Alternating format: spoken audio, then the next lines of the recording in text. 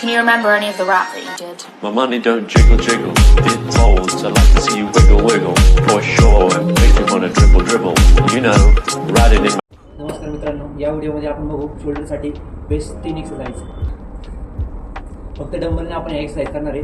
शोल्डरसाठी front raises घ्यायचे 1 2 3. ती तुमच्या हाती तुमची पूर्ण डोळ्याच्या रेषेमध्ये झाला पाहिजे. त्यावेळेस कंप्लीट 13 करायचे.